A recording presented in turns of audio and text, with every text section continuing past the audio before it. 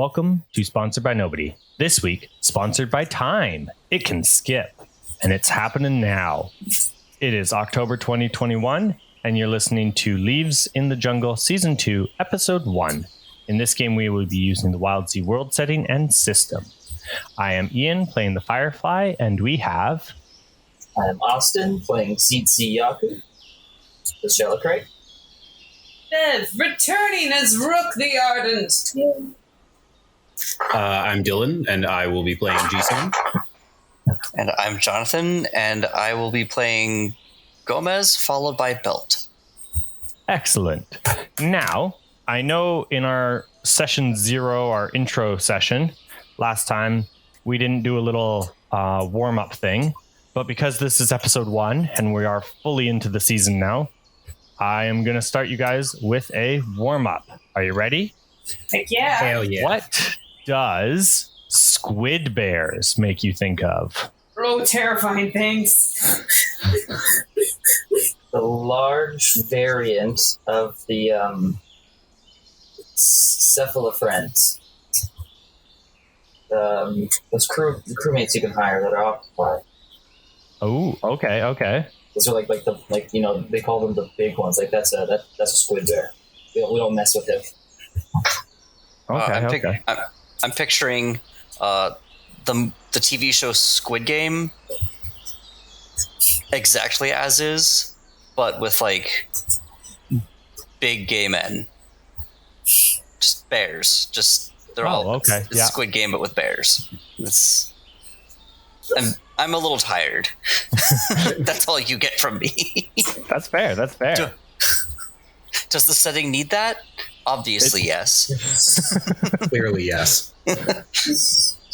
I picture like a tardigrade, but huge. We got like macro level tardigrades, and they're basically unkillable. Okay. Alternatively, a giant squid that just looks like a giant squid, but in place of where like its beak and mouth would be, it's just an angry bear face. Okay. Does it also sound like a bear? Yeah, it'll maw at you. Oh. Excellent. I love bears. I mean, I bet it would climb a tree like nothing. Mm-hmm.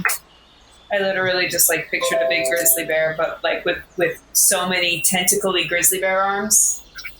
It's just big and floppy and just like coming out of the bushes like, "Rawr!" And it's like flailing its many bear arms, but they're like still fuzzy like a bear arms with like the little paws on the end. Nice. Yeah. I'm also picturing Legos, but like when seen from afar, sometimes you'll think of them as squid bears. And then they start moving, and they're like, "Oh no, let's get out of here." It's those things. Amazing. Oh no, they're walking up a tree. I hate it. Let's leave this area and never return. Okay, This is no longer a good place. Excellent. Okay. Well, with the warm up out of the way, let us move on to the time skip. So between the end of last season and next episode, there's going to be, for lack of better words, roughly 2 years of a time skip. And this is just so that we can kind of do some backlogging, age up some of the children, and allow characters to have changed over and do different things. And we're just hand waving some of the bananas out of the way. And Bananas, thank you. Some of the wearing gloves. You're right. Sauna. Just put a time mark. Go back and edit it. Yeah. Do it right. We always said bananas. Anybody who says otherwise is lying. Exactly. Saw nanas all the way down. It's that scene from Saw with the hypodermic needles. But no. it's saw nanas. Oh no. Okay, now I'm just picturing a bunch of grandmas trying to saw everybody. Just grandmas with saws. That's Grandma's being like, "Let me put this reverse bear trap on your head, sweetie." Just geriatric And make you jigsaws. wearing like white wigs. Nanas sawing nanas with saw nanas. I saw it. How far can we take this?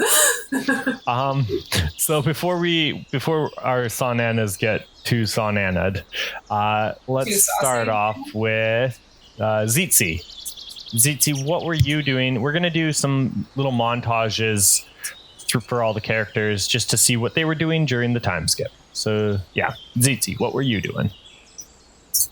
Colt and I went on an adventure. Excellent. How was that adventure? After reading through Jock's journal, I found like an old passage circled, future visit type thing, and it outlined an old like preview library, kind of down in the second layer, just on the edge of it. So using the Delta Flyer and some help from some of our allies out in the world, I went on a little excursion by ourselves with Colt. Nice. And during the delving, he managed to find his own first preview artifact, which is like a kid's hollow book, kind of like the one from Treasure Planet. Okay, yeah. Very cool. Which he keeps to this day as he's trying to learn the language that Lucas just talked gibberish in. Okay. Very cool. He kind of keeps it like a web sack that I made up for him. Nice. Okay. Rook, what were you doing during the time skip?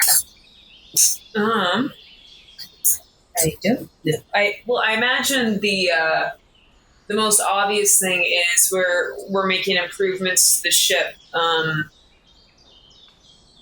trying to think because we did stuff with the ship. What all did we do?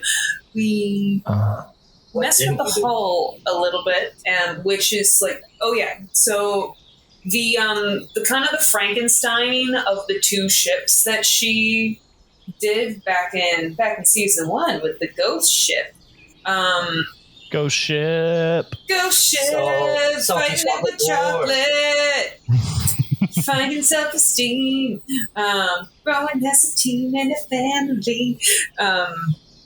So she's been finessing that whole amalgamation of the two ships so that it really does look more like a cohesive unit that was kind of always built this way, instead of just like, I took half a ship and another half and I glued them together, like really making it look like it was intentional. I imagine she's spent most of this time staying with the ship. Like she hasn't gone on far-reaching adventures or anything. At least none that the ship wasn't going with, because she's been working on that. I think I mentioned in the preview episode 0, her and Dokus have been integrating that tree properly into the ship. So imagine like the closer you are, like this tree, like the trunk and the roots, the trunk kind of goes through a few stories, and like as you get to like some of the topmost stories before the top deck, like you're starting to see it like branch out into the rafters and into the hallways. I imagine also just out of necessity, at least like, okay, so if you're like on a seafaring ship, how there's like, it's not like you walk into the ship and it just kind of like has like a V shape in the bottom. There's like, because they put down a floor, but if you go beneath that, there's like kind of the musty, just kind of open space that is that bottom chunk of ship, right? Yes. A lot of ships have like weights in there to keep it steady. Yeah. I imagine she's and Dokus have kind of worked to fill that with soil and fertilizer and, cool pellets of stuff to be, because that tree is going to, over the course of 2 years, develop. It needs roots to work. So that whole part of the ship, probably more Dokus working on it, but she's like help, like kind of been like, okay, what do you need to make this work? And then I can make this work, like around it, like reinforcing where it needs to be reinforced, and, cutting away where it needs to be cut away, but making that into a habitable root system for the ship. Which I always get the kids mixed up. Which was the one that I was that was helping me with stuff? You had Rocky help you. Rocky, yeah. I've also been like the oldest Rocky. Child. Yes, Rocky has been unofficially becoming my assistant in ship repairs. I mean, like, he's not at an age yet where I'll just let him drive, but well, when I say drive, I mean run the engine, but that's probably more of a me just not letting go or relinquishing control kind of a thing. But, like, I've let the bees know that he can be around and not to sting him. And same with Docus. Docus, don't sting Docus, Yeah, just making this ship more functional. Making sure that there's a nice little enclosure for the big bees or bee seeds. Yeah. Awesome. Okay. Very cool. What about Gomez? Gomez, what were you up to? So Gomez packed their things and took off to basically spread the word away from the crew, or like not away from the crew, but like separate from the crew. Like, hey, like I'm going to stay at this port. Eventually, I'm going to get on a boat. I'm going to go in a different direction. We can cover more ground this way. Nice. Yeah. So he's still helping the war effort, but he decided instead of taking 2 years to build up your little base and area and get settled before helping, Gomez was like, let's do this thing. Yeah. Well, Gomez is like, hey, I'm going to lay the groundwork so that when you guys are ready to go and start this war, people will know what you're talking about, and you can just skip over this part where you have to describe everything and explain why you're doing this. You could just say, hey, I'm here for the war. And they'll be like, yeah, cool. We know what you're talking about. Obviously. Just past the dialogue box. A. Yeah. You can skip. It's like, yeah, it'll be exactly like that, but they'll be doing it for you. They can just be like, yeah, we get it. Get to the part where you give us the mission. Give me my quest. Awesome. And then Jisan, what are you doing during the time skip? Well, I lost my son. Everything has gone wrong, and something broke inside of Jisan. So he left on a sojourn for a while, and he started training to be a world warrior because he blames his own lack of taking it seriously, as well as the fact that the war is coming up. He kind of like clicks in, right? And so he's like, I have to go on my martial arts sojourn and fight the strongest opponents I can fight. Stand on top of a mountain punching a tree. That scene from My Hero where Deku's standing on the beach all jacked up and just screaming. Yep. Just yeeting appliances. Him dressed in a yellow jumpsuit with black stripes, which is maybe summons some thoughts to mind, but is not a direct reference to anybody living or dead. Sorry, practicing with nunchuck frying pans. Yeah.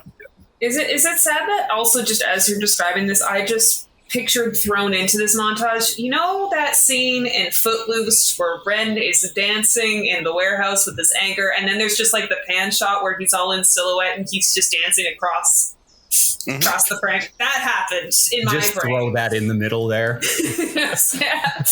I mean, it is Jisan we're talking about here. It's not at all unrealistic. The hagiography will definitely include it. Yeah. Oh, could you imagine the choreography with 3 arms? Oh my gosh, that like part where he does like the zigzaggy things with his hands, but there's like an arm in the middle doing it too. Just me? Okay. Beautiful. Absolutely beautiful. Lifting ridiculous weights I can't get on board. I'm already here. I'm ready to go. Let's do this. And I can only get so. You can only get so jacked. Oh, I was thinking of a different word. That's why I stopped. Stop. I can only get so We're so family friendly here. After the beach episode, it was all downhill. Yeah. Or uphill, depending on how you want to look at it. Ooh.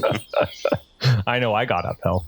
Anyways. So Jisan badassifies himself, even though he's not he's more badass than he was. Mm-hmm. And he comes back and he comes to the ship. And at that point, he's at this point, Gomez is probably already gone. And, he's having a hard time. Tzitzi's off on his adventure. And he's like, oh, yeah, I'm home. My crew's going to greet me. And it's all going to be warm fuzzies. And he walks in and it's just like, there's nobody on the fucking boat. I'm there. Aww. Well, you're there, I'm but there you're doing. in the kitchen. Like in the crawl space. You have guys. I'm there in the kitchen with the kids because Dokus just made us normal food. Like normal food made out of like fruit, vegetables, dairy, probably some meat. Like just eating like a normal pork chops with salad or something. Maybe some rice on the side. Yeah. Make me some pork chops, Dokus. You do the cooking for a while. I'm going to be there on the ship, not an unnamed cook on the cruise, but an unnamed swordsman on the cruise. And then as time goes on, eventually, I would imagine over the course of that time, I am going to eventually snap because Dokus's bland, normal cuisine will eventually drive me nuts. But the thing that really was the straw that broke the camel's back was when he started trying to teach Tums, who's like the only kid left on the boat at this point, isn't he? Well, no, Rocky's with me. Rocky's down in the engine room. Yeah, but as soon as he starts trying to teach Tums to cook normal, I'm going to take that. I'm going to take that personally, and that's going to be the thing that re-engages my desire to cook, and I'm going to take over mentoring Tums, and we're both kind of going to get our spark at the same time through the process of mushroom and sun. Aww. Can I also just interject that I feel like when you started taking over cooking again, like Rook's reaction is kind of like oh no, we're going, like that post-traumatic, oh no, we're going back to this cooking. But then as soon as like you set the food down in front of her and she eats it like with this here we go again thing, it like hits her mouth and then she has this kind of like, oh my gosh, yes, kind of like a junkie getting another hit again. Yeah, I put down I'm eating it and I'm hating myself for scarving this back and the high it's giving me. Yeah, because I assume you're in there. Oh yeah, definitely. As always. Yeah. If anything, I actually trained myself to produce spores like even more on command, like as an attack now. I wish I could quit you. I made you curry, or what could be called curry, I suppose, except for the ominous pure black, lack of rice, bubbling, no recognizable spices. You think that it might be trying to eat you when you're eating it. I don't know. It's the whole thing. It's the witch's brew from oh gosh, I just remember the name of the show. Food Wars. There we go. Oh yeah. Where the judges are like, this smells horrible. What is this? It's delicious, like, and I can't stop eating it. Yeah, and that's my reaction. I'm looking at you like, how dare you? I was happy. I was regular, and now everything is gone to, well, I guess now we know. Well, you eat seconds of that curry, and you're going to be real regular. Oh, God. I genuinely believe Jisan's cooking is just Food Wars. That's it. It is 100%. It happens off screen, but we all know that it's there. Yeah. Uncle Jisan, why do you make us eat your food blindfolded?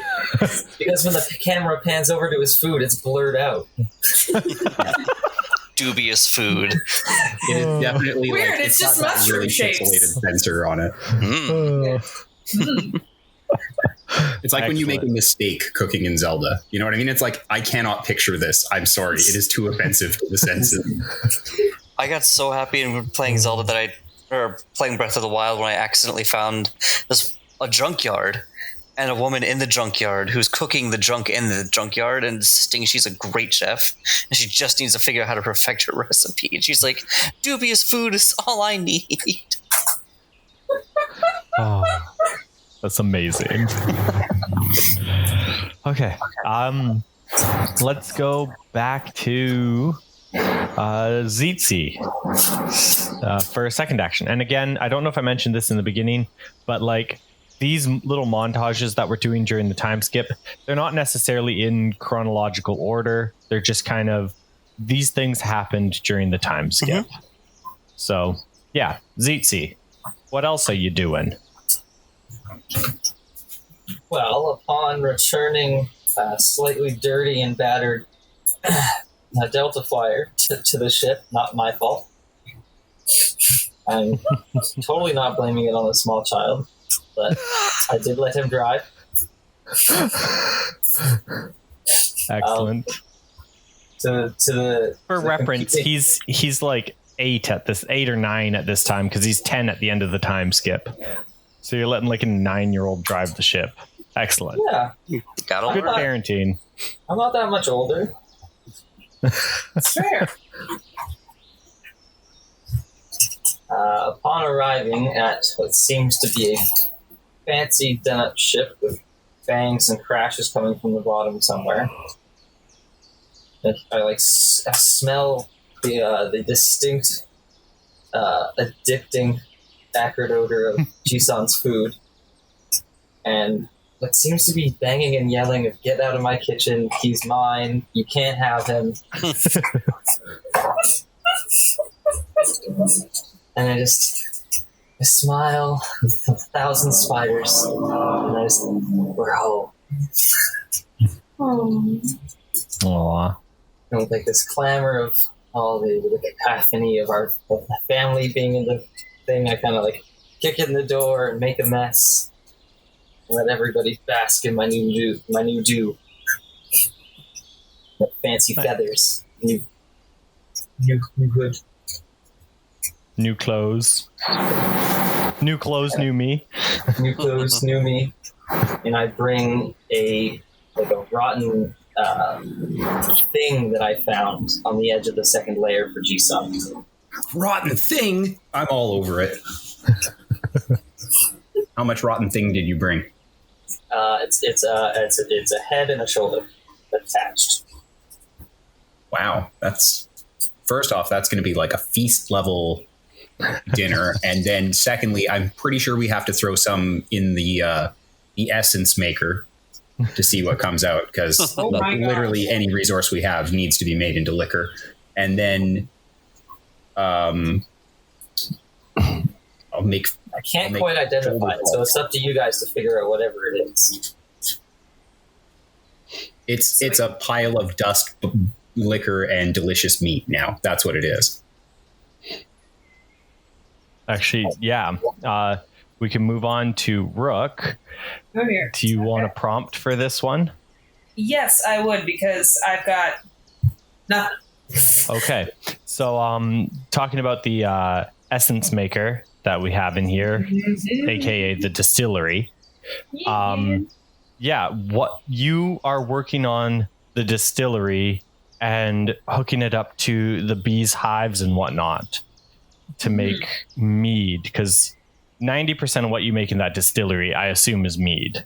Well, yeah, honey is easily our most readily available base for liquor. And with the new campaign update, the time skip, the engine actually produces things now. Yeah, that is true. Yeah. So how are you, like, what types of mead do you make in the engine meadery distillery area? What types of things are you making? Well, I imagine in the guy's absence, the first things that me and Dokus would have experimented on are the fruit that we still have. So we probably still got some Sandana sticking around. Might still have a few of those chocolatey raspberries. I feel like the fruit of the magic tree is still quite young. So it Magic tree? You mean rainbow tree? Rainbow tree. Thank you. Yeah, there's no such thing as magic. Okay. Yeah, come on, guys. Let's get real here. Okay. Just ghosts and talking mushrooms. no. There's nothing magic about it. One Gamora, it's not ripe yet. Actually, though, it's not ripe yet. Although you can still make mead out of not as, and so like it makes fun. Like I imagine if when we actually do make mead out of the rainbow fruit, this stuff is going to be mind blowing in its magical effects. I mean, not magical effects, purely scientific. But right now, it's kind of giving off like a makes you feel good and nice and just feels some joy, but it's got like a tart flavor to it still because it is made with unripe stuff. And then when Jisan got back, we obviously, we're like, okay, mushroom mead, let's figure this out. And so that made an interesting musky kind of a mead. And I think we would have just started experimenting with flavor profiles. If you've got any ideas, Jisan, about what else we tried. Maybe. Did he run away to go do stuff? Jisan? Yes, sir. When you got back to the ship, what else did we throw in meat? Okay, so here's how I'm thinking of it, is that at a point, I started throwing more and more poisonous and or questionable things into the meadery. And you're like, I was getting really nice, like, fruit mead, had nice highlights. I was getting somewhere with it. You know what I mean? Yeah. Without realizing it, you had taken it on as your pet project, because you're the one who's maintaining it. You're the one who's using it. You're the one who's upgrading it and slowly mastering it into something where it's like symbiotic with the bees, and it's all part of that bigger This whole, is my hobby now. Yeah, exactly. If I was in lockdown, this is my sourdough. Exactly. And you have something that you know, it's yours. If you want to drink, if you wanted to drink mead in that whole like year that I was gone, you're like, okay, I guess since I'm fixing this and since I'm using it and I'm hooking it up to the bees and now we've got the mead and, anyway, so I've basically been ruining your batches and making undrinkable sludge, throwing whatever sort of weird, maybe rare, but probably rotten, probably super questionable, probably maybe it's minerals and stuff, like, you know what I mean? Like weird salts and rocks. And you're just like, this is undrinkable. Everything that you bring in here makes it worse and worse and worse. And you get to the point where you just build a second pressure onto it. And you're like, no, like I'm going to turn this into a double boiler and I'm going to keep making my mead. And you throw your stuff in the big nasty pressure cooker at the top. And I don't have to look at it and it's not my problem anymore. Cool. And so Jisan keeps doing this eventually until it becomes like a horrible, like viscid acid sludge that is full of like tiny ass razor blades from many saunanas past prime that have been broken down and put into it. You just kept adding the saws. I just added whatever I could. I'm going to add enough stuff because to me it's not quite there yet. It needs more. You know what I mean? Like it is every single time it is the most undrinkable, ridiculous thing that you could ever possibly imagine, completely nauseating. And I'm still doing it. I'm putting more stuff in. I refuse to start over. It can get there. I'm picturing right now, Ballad of Ricky Bobby, the part where he's like, the music, it's not finished. I need to make it better. And he's got this absurd orchestra with weird experimental sounds. And it's just, exactly. That you're full, second act Ricky Bobby right now.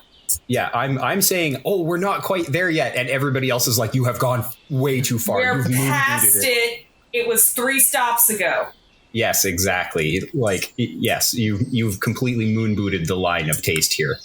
Upon closer study, that like rotten thing I brought you was like the head and shoulder of a wretch beak. Of a what? A wretch beak. A wretch beak. It's on page 172. Gosh. Describe it. Yeah, describe it for me.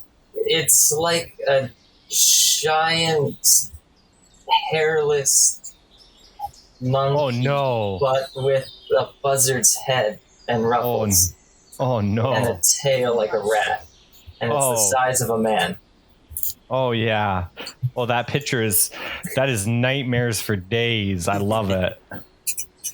Love it. I feel like I've clearly started labeling like the various carboys of like this is the ones that like like Dokus and Bev made.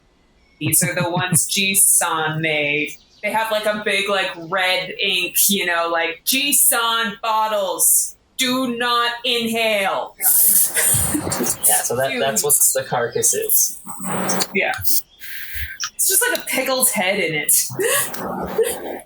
So, Bev, I've been kind of building to this, and with your consent, I have made horrible toxic filth. It is actually like you cannot bottle it. It just stays in the boiler because it's neutral or probably has a glass coating on the inside or something like that. But it's not caustic enough to actually eat through the cauldron itself. But it has become like razor blade acid, I guess. But it's also greasy. And I can see where you're going with this. Yeah, you pipe it throughout the ship. Yeah, I realize that this stuff, it's not going to be in any way consumable, but this might actually make amazing fuel. Or just like, fuel and... navigation aid. Yeah. No, it's the acid moth for your ship. Sorry, the acid moth. Oh, for the, right, which, I thought that was an engine piece. That is part of the engine. Yeah. It is both. It is both engine and a saw upgrade. Because it drives the saw as hydraulics, as well as actually just lubricating the saw itself. In this melty fluid, like snake. So, yeah. So I see the potential in that, and so I just kind of like, without actually telling you that this is what I'm doing, I just sort of like, add like pipes to the barrel of concoction that you get, because like I feel like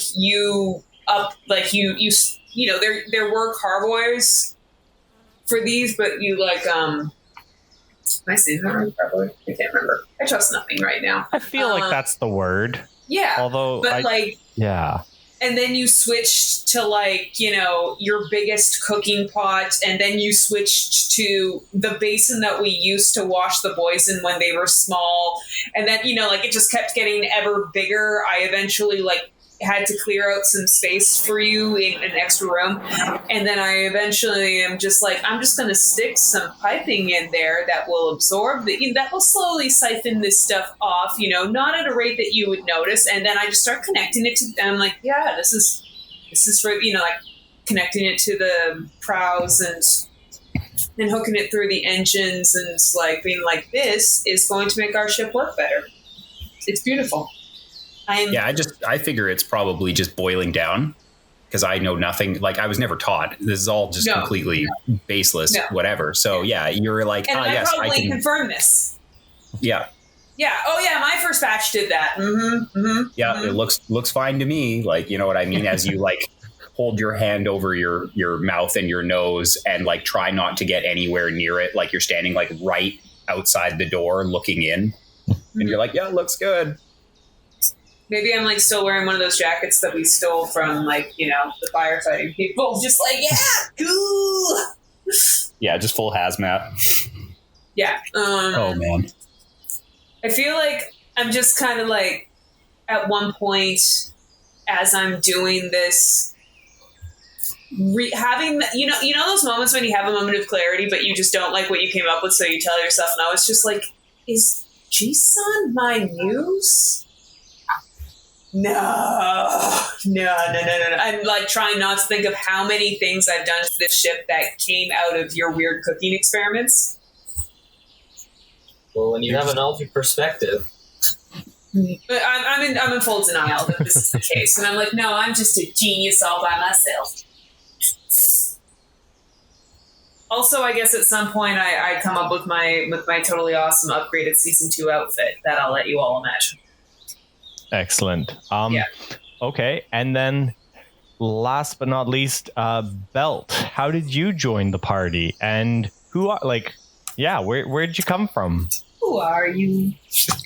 So Belt was working with the Ghost Post. What is their official name? Is that kind of what I think we've call them? said that enough times that it's good enough. We're gonna call it the Ghost Post. So like I think they just were in the office one day. Like one of you all came in to deliver a missive, and they were just there, and they're just The office of our, like, definitely not a big brand name warehouse office? Okay. They were like, "Oh, hello. I guess we haven't met yet. I should introduce myself. Howdy, neighbor. My name is Belt, and I'm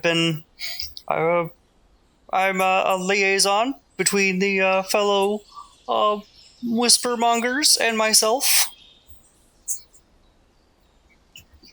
And so that conversation goes great. Like, he's such a cool guy. Everyone's like, damn, I want this guy on my ship. Yeah, he is a slug guy. He's like humanoid mostly. He just got like a slug head, but also it's worrying because he doesn't really use doors. He just fits under them. It's just not a big deal for him to just slide under the door. Oh, he's gonna get along well with Rook. She loves weird people. I know, slimy ones that have weird body horror going on. Yeah, all of it. I shut myself in the engine room at some point, and he just kind of like squidges his way under the shut and locked door, being like, "Hi," and I'm like, "Hi." No. They internally screaming. He knocks first. Okay. Hello. Knocks first, but then goes under the door and is like, "Hello." Just like one eye stalk. Hello there. Oh, good, you're here. I was hoping to meet the crew. Excellent. This is a mighty fine ship you have here. Wait, is that actually how I met you? Do you want it to be? Yeah, let's make it. That's you. You knock. I go, come in, and then the squid eye just pops up and says hello. And then as the rest of the face squidges in, I'm completely unprepared for this, and we've had some weird adventures. And I just straight up grab the nearest blunt object, like a wrench, and just start swatting you like a fly. Before I realize that you are well-intentioned and sentient, and then I apologize profusely. I imagine at this point Scraps is now licking up some of your ooze that I assume you give off. And, the bees are settled down now that they know it's not an intruder. And because I feel awkward, I ask you if you would like a cup of tea. And I'm just, like, so uncomfortable and, like... Who is this and why are they here? And of course I will be. I'm not freaked out. Not freaked out at all. They're like they're just tickled gray that you're like that you offered tea. They're like, oh, I would love some. Thank you very much. They drink their tea with they have good table manners. Like, I do appreciate that. Like despite their weird body horror-ness, it's one of those things where it's like, oh no, you're only body horror-y because you don't need doors. Okay. Signs. This could be so much worse. Yeah, I don't have bones. Oh, actually, I do have bones. Wait, what? Here they are. I cut the money bit. They're mostly vestigial. Cool. Like that whole like tremble, like don't make the china jingle as it goes up to your mouth and you set it back down on the saucer. So interesting. frustrated. I'm gonna go hang out with Tzitzi to be comfortable again. Oh. No, it's cool. Well, that is important. Excellent. Okay, and They definitely eat by like getting their whatever food is being served to them. They put it into a bowl and they just kind of like spit into the bowl and just like let it sit for a little while, and then they just eat the soup. All food is soup. I picture Jisan being very like intrigued by this eating style. It's like taking samples to put in food for later. Just like scraping down your back when you're not looking. It's just another study in gastronomy, my man. Like he's gonna probably have vastly different tastes compared to most of the crew. Like if anything, I'm probably gonna be like, yeah, this guy gets me. You know what I mean? Like no human taste buds. Like this is my boy right here. He actually gets it. Real digestion begins while it's still on the table. Oh God. Yes. Why you guys all set to traumatize me, man? Must have done something in a past life. That they like eat with their normal human mouth, except on the inside of the mouth, it's just lined with the radula. Like a lamprey? Like a slug, but also kind of like a lamprey. Basically, instead of like a lamprey uses the radula to like grab on, whereas slugs use it to kind of like scrape at their food to break it down. Oh, okay. That just sounds awesome. Yeah, it does mean that there's very little chewing. I'm gonna say Jisan is less triggered by this than I am.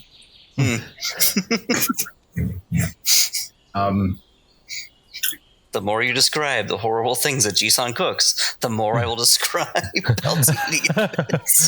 That's fine. I love this. Oh, that's truly awful. I love it. Amazing. Whoever wins, we lose. Has just come think, along. right? Like Tums Tums is trying to make good cooking, and then I'm like, no, you're doing it all wrong. When he does something correctly, like he makes like a beautiful pie, and I'm just like, oh no, like look, the crust is all golden brown. There's not a bit of black on this, right? Like You didn't add what any is that, battery cherry? acid? Just cherries? You couldn't have been more adventurous? Here, I think I've got some hog brains in the back, right? And he's just like, At least it looked like hog. seriously, dog? Excellent. Oh God, Okay. eating a pie would be so terrifying. Tzitzi, we'll do one more thing. We'll do one more little montage for everybody, and then I think we'll call it there for our 2-year time skip. Feeling guilty about having brought back the Delta Flyer in definitely worse condition than I left it in. I ask if Rook wants to help out upgrading it. Some of the new things around seeds. I just kind of look at his desk and I go, let's do this. Pull out a blowtorch you didn't know I had behind me. Yeah. I'm going to mark a mire for fear of fire.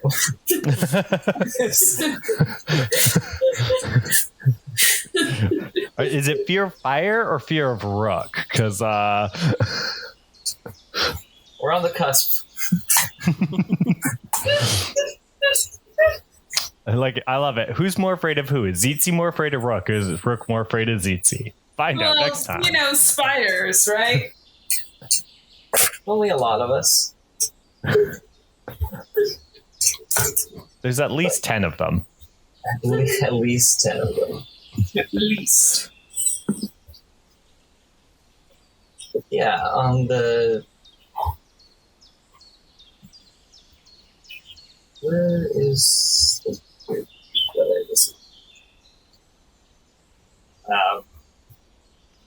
thinking about what we could probably do to this ship.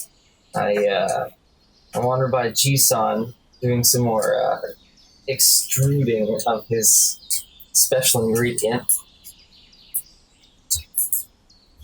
I've already seen him dabble in that before, revisiting the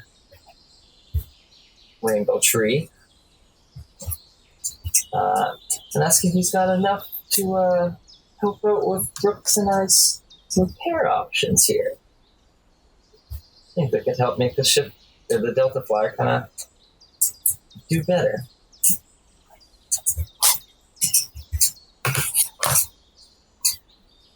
Yeah, I think the Delta Flyer is long overdue for an overhaul.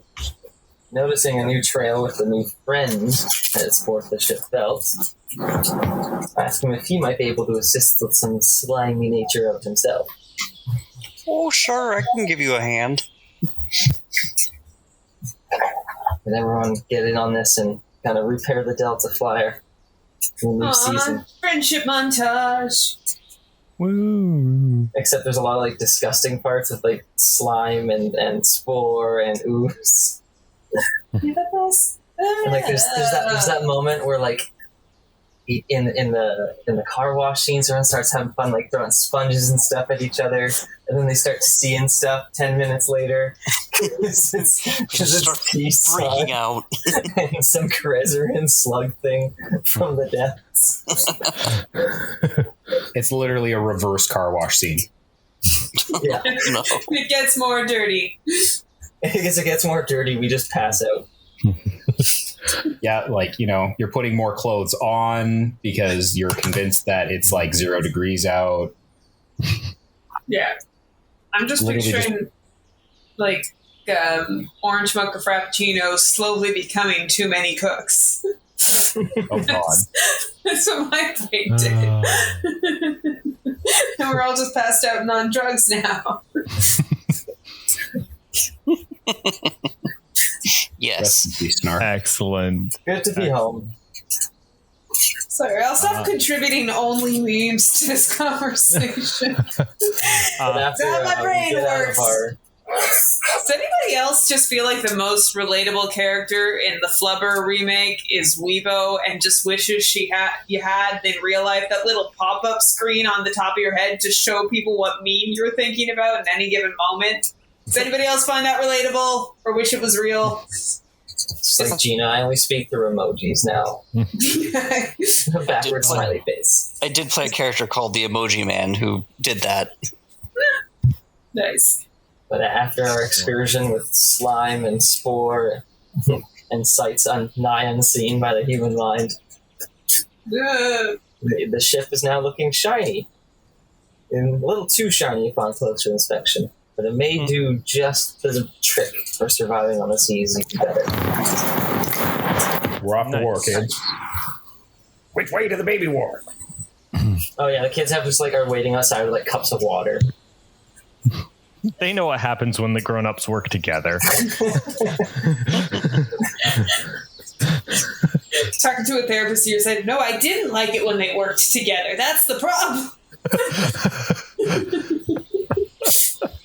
Things happened, but like, were they good? That's really up to like other people to decide. Did you know that only one of our crew members has a spine? Is it me? Oh no, he found it. Two like the sisters of Delphi start training the spine. It's my turn for the spine. Wait, what? Someone calls our crew spineless, and then Belt is like, "That's awfully cordist of you." Just kind of look around and kind of like a shrug. Yeah, that's an accurate description. I just come to the hey! We're not a monolith. Yeah, we get angry. We get angry for her. Hey, it's not her fault she can't bend backwards. Yeah. Yeah. Wait, what? It's not her fault. She can't go under doors. Just turn to them. You had to bring spines into this. I'm telling you, like, the best thing we ever did was to, I'm telling you, the best thing we ever did was to have our spine stop holding us back. Hey, get it? Limited us to such a rigid thinking. That's what spines do. They hold you back. Yeah. I love that the greatest insult to Rook is telling her she has a spine. That is sensitive about Wildsea. that. I love it. It's so good. I'm just imagining things that don't have spines being like, spines are awful. This is terrible. Dude, Rook's ghost grandpa being like you're the only ones who think so. Yeah, and like Rook is meanwhile over there like, but my nerve signals travel so quickly. It takes you guys so long to react to things. Look at this thing with one batch of nerve signals. Maybe that's why you're always so nervous. They're all just located in one column. I just have like a head. Oh wow, I never thought of that. Sits down and like contemplates this with a cup of tea for like 10 straight minutes with a 1,000-yard stare. Excellent. I've completely lost track. I think we're on Jisan. Jisan, what are you up to? Or what's another thing you're up to, I should say. Sorry. What's another thing I'm up to? Man, I've cooked, I've fought. I guess the only thing left is to dance and sing. Yay! We're going to have a huge musical number. And we're going to make sure that the party form of the ship, like probably as a welcome party for Belt, so that he feels like, part of the ship, part of the crew. Yeah, part of the ship, part of the crew. Part of the ship, part of the crew. Okay, I'm not actually not allowed to say it again, but as you're making that joke, like Belt like comes, like his head comes through the slats in the walls. What you were saying?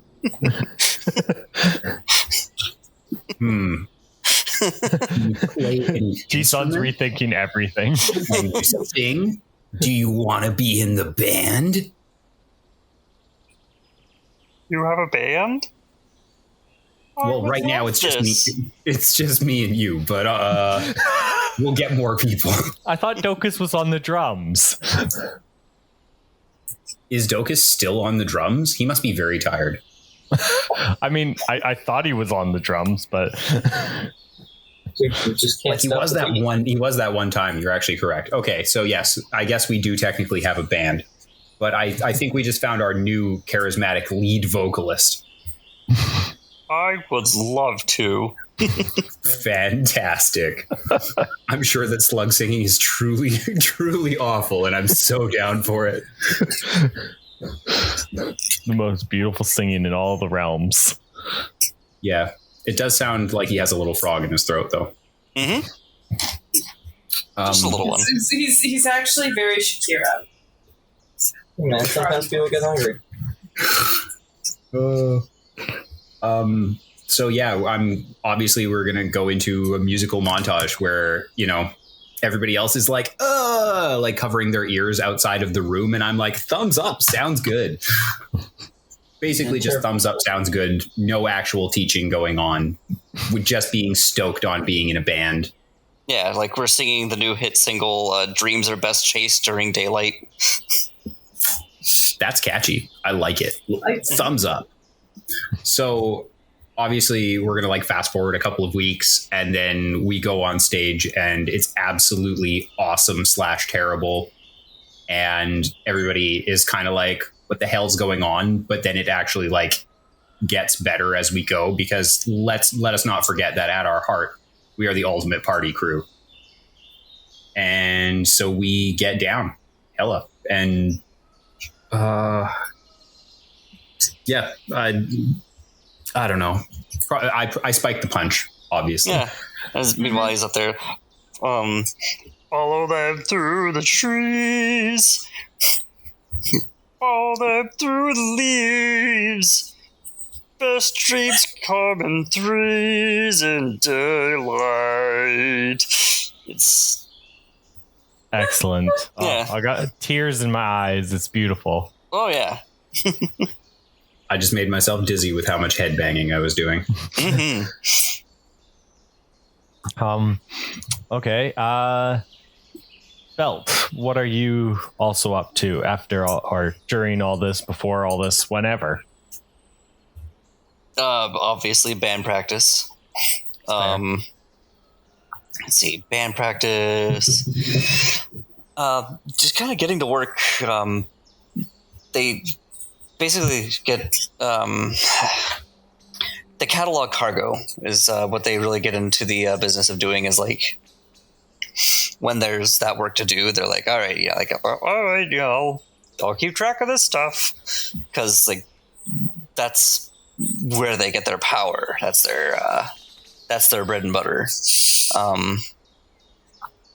It's like as long as we're all like, also they also take the job, I guess, of like making the schedule every day.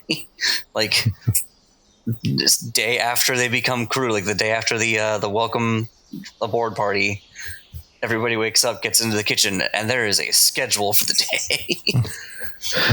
I love it. Down to the minute. Excellent. A well-lubricated machine. Yeah, well, it's important to... Yeah, it is. See, like, other people are expecting him to say that, but he doesn't. It's right there, though. Like, it's right there. Just say it. It's okay. It's like, it's really important to maintain the, to keep the wheels greased. And it's like, I didn't say it. He's saying everything but that. Oh, amazing. Excellent. And Rook. Mm-hmm. I think at some point it occurs to me that I have not contacted my parents since like the beginning of any of this. I should probably write them. And now there's a male guy on our ship, so I'm like, hey, I no longer have an excuse. So yeah, I work on spitting out a nice I am alive and mostly unharmed. Now that that's out of the way, here's what I've been up to. Omitting certain cactus-related events. Technically not a pirate. Yeah, and I write that. I'm like, technically not a pirate. And then, try to beef it up to make it sound like I'm doing real great, and I'm totally someone you can be proud of. And I spit that out, and I hand it off to Belt to be like, hey. Her impliance answer that's behind you. No, she's not.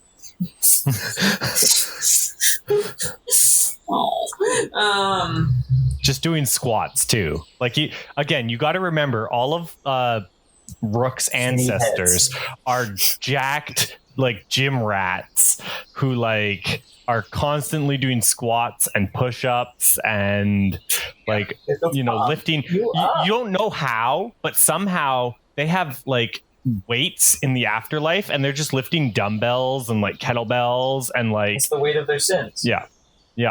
They're just getting ripped. Yeah. One of them has a whole like Stairmaster, and they're just like running on the Stairmaster. Like, you don't know how this is happening in the afterlife, but it's a full gym. Like, anytime you look around. Nothing makes you skip leg day, not even death. Yeah. Anyway, my parents are the alive ones. Hopefully. I think. Oh my gosh. Anyway, if this could be sent along, that'd be great. Thank you. So yeah, hand it off to Belt to give to his compadres. All right, yeah. And, I guess we're the compadres now, but the male ones. You know what I mean? Yeah. Excellent. Okay, yeah, I'll do that and take it in. My roommate came out and was like, hey, you're being really loud, so I gotta be a little quieter. Oh, I figured we were wrapping up soon anyway, so. Yeah, we are. I was just about to say, on that note of, sending a lovely message to family, we will call it a night. I was Ian. I was Austin. I am Beth. I'm Dylan. And I'm Jonathan. And we're sponsored by nobody. Signing off.